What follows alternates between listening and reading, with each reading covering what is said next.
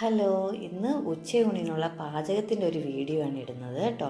അപ്പോൾ അതിനു വേണ്ടി ഞാൻ മുട്ട അവിയൽ ഉണ്ടാക്കാമെന്ന് വിചാരിച്ചു. മുട്ട അവിയലിന് വേണ്ടിയുള്ള മുട്ട പുഴുങ്ങാൻ വച്ചിട്ടുണ്ട്. പിന്നെ അതിനാവശ്യമായ മലക്കറികൾ, അതായത് ഉരുളക്കിഴങ്ങ്, ക്യാരറ്റ്, തക്കാളി, പച്ചമുളക് ഇതെല്ലാം അരിഞ്ഞ് വൃത്തിയാക്കി ഒരു ചട്ടിയിലേക്ക് എടുത്തിട്ടുണ്ട്. ഞാനിന്ന് ഗ്യാസ് അടുപ്പിലല്ല കേട്ടോ വയ്ക്കുന്നത്, വിറകടുപ്പിലാണ് വയ്ക്കുന്നത്. അപ്പോൾ അതിന് വേണ്ടി കുറച്ച് മഞ്ഞൾപ്പൊടി, മുളക് പൊടിയൊക്കെ ഇട്ട് വെള്ളമൊക്കെ ഒഴിച്ചു. ഇനി ഇത് നമുക്ക് അടുപ്പിലോട്ട് വയ്ക്കാം. എന്നിട്ട് ഇതൊന്ന് നല്ല മൂടി വയ്ക്കാം കേട്ടോ. നല്ല തിള വന്നതിന് ശേഷം മാത്രമേ നമുക്കിതിൽ കൂട്ടൊക്കെ ഇടാൻ പറ്റുള്ളൂ. അരി വടിച്ചിട്ടിട്ടുണ്ട്, തേങ്ങ തിരുകി. ഇനി നമുക്ക് അവിയലിന് വേണ്ടത് അരച്ചെടുക്കാം. അതിന് വേണ്ടി ഞാൻ മിക്സിയുടെ ജാറെടുത്തു. തേങ്ങയും ജീരകവും മഞ്ഞൾപ്പൊടിയും മുളക് പൊടിയും വെളുത്തുള്ളിയും കൂടി ഇട്ട് നല്ലതുപോലെ അരച്ചെടുത്തിട്ടുണ്ട്. നമുക്ക് നല്ലവണ്ണം തിള വന്നിട്ടുണ്ട് കേട്ടോ നമ്മുടെ അവിയലിനുള്ളത്. ഇനി നമുക്ക് ഇതിലേക്ക് അരച്ച് വെച്ചിരിക്കുന്ന കൂട്ടിട്ട് കൊടുക്കാം.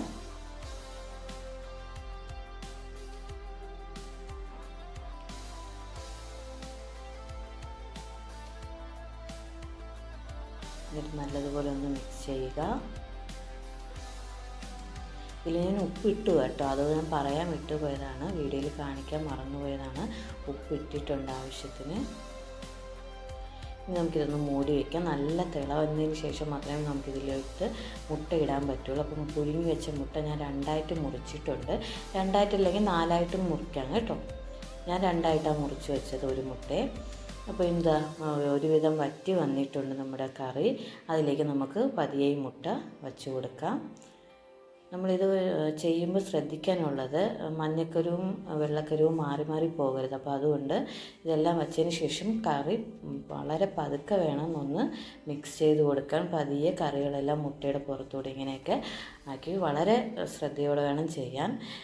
പിന്നെ പ്രധാനമായിട്ടും ഇത് നല്ല ടേസ്റ്റാണ് കേട്ടോ. എല്ലാവരും ഒന്ന് ട്രൈ ചെയ്ത് നോക്കണം.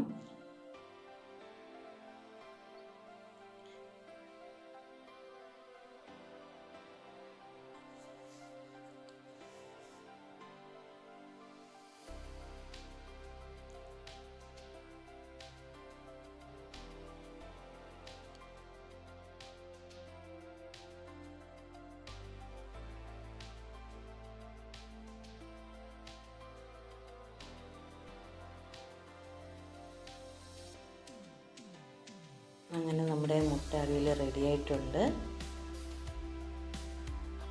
ഇനി ഇതിലേക്ക് നമുക്ക് അല്പം കറിവേപ്പില വിതറി കൊടുക്കാം. അതിനുശേഷം മാറ്റി വയ്ക്കാം. ഇനി നമുക്ക് ചെയ്യാനുള്ളത് പുളിശ്ശേരിയാണ്. അപ്പോൾ അതിനു വേണ്ടിയുള്ള സാധനങ്ങളെല്ലാം ഞാൻ ഒരു ജാറിലെടുത്തിട്ടുണ്ട്. ഇതൊന്ന് പേസ്റ്റ് രൂപം അരച്ചെടുക്കണം. അങ്ങനെ തേങ്ങ ഞാൻ നല്ല പേസ്റ്റ് രൂപത്തിൽ അരച്ചെടുത്തിട്ടുണ്ട്. ഇതിലേക്ക് തൈരും കൂടെ ഇട്ട് ഒന്ന് അടിച്ചെടുക്കാം. അപ്പോൾ തൈരും കൂടി ഇട്ടൊന്ന് അടിച്ചെടുത്തിട്ടുണ്ട്. ഇനി നമുക്കൊരു ചീനിച്ചട്ടി അടുപ്പിലേക്ക് വയ്ക്കാം. അതിലേക്ക് എണ്ണ ഒഴിച്ചു, കടുകിട്ടു.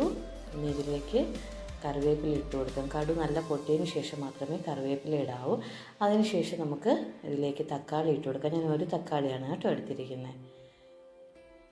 ഇനി തക്കാളി നല്ലവണ്ണം ഒന്ന് വാടി കിട്ടണം. ഇനി ഇതിലേക്ക് അല്പം ഉപ്പിട്ട് കൊടുക്കാം. ഒന്നുകൂടെ ഒന്ന് മിക്സ് ചെയ്തതിന് ശേഷം ഇതിലേക്ക് നമുക്ക് അരച്ചു വച്ചിരിക്കുന്ന കൂട്ടൊഴിച്ച് കൊടുക്കാം. പ്രത്യേകം ശ്രദ്ധിക്കുക, ഞാൻ തൈരും കൂടെ ഇട്ട് അരച്ചത് കൊണ്ട് തിള വരണ്ട, ഒന്ന് പതഞ്ഞ് വന്നാൽ മതി. സാധാരണ നമ്മൾ തേങ്ങ മാത്രമായിട്ട് അരയ്ക്കുമ്പോൾ അതൊന്ന് തിള വന്നിട്ട് പിന്നെ നമ്മൾ തൈര് ഒഴിക്കാറാണ്. ഞാനിപ്പോൾ ചെയ്തത് അങ്ങനെയല്ല. ഞാൻ തൈരും കൂടെ അരപ്പിലൂടെ അരച്ചതിന് ശേഷം ഇട്ട്, അതുകൊണ്ട് തിളയ്ക്കാൻ പാടില്ല, ഒന്ന് പതഞ്ഞാൽ മതി. അപ്പോൾ നമ്മുടെ പുളിശ്ശേരിയും മുട്ട അവിയലും ഒക്കെ റെഡി ആയിട്ടുണ്ട്. ഇനി നമുക്ക് ഉച്ചയ്ക്കുള്ള ലഞ്ച് ബോക്സ് റെഡിയാക്കാം. അപ്പോൾ ഇന്ന് എനിക്കും പോകണം, അതുകൊണ്ട് 2 ലഞ്ച് ബോക്സാണ് നമ്മൾ റെഡിയാക്കുന്നത്. മുട്ട അവിയൽ വെച്ചു. ഇനി ഇന്നലത്തെ നല്ല ചൂര മീൻകറി വറ്റിച്ചതുണ്ടായിരുന്നു കേട്ടോ, അപ്പോൾ അതും കുറച്ച് വെച്ചു. ഇനി ടിന്നിൽ നമുക്ക് പുളിശ്ശേരിയും കൂടെ എടുത്താൽ ഇന്നത്തെ ലഞ്ച് ബോക്സ് റെഡിയായി. അപ്പോൾ എല്ലാവരും ഈ മുട്ട അവിയലൊന്ന് ട്രൈ ചെയ്ത് നോക്കണം കേട്ടോ. അപ്പോൾ നമ്മുടെ ലഞ്ച് ബോക്സ് റെഡി ആയിട്ടുണ്ട്. അപ്പോൾ എൻ്റെ ഈ വീഡിയോ ഇഷ്ടപ്പെട്ടെങ്കിൽ എല്ലാവരും ലൈക്ക് ചെയ്യാനും സപ്പോർട്ട് ചെയ്യാനും മറക്കരുത്. അപ്പോൾ ഓക്കെ, ബൈ.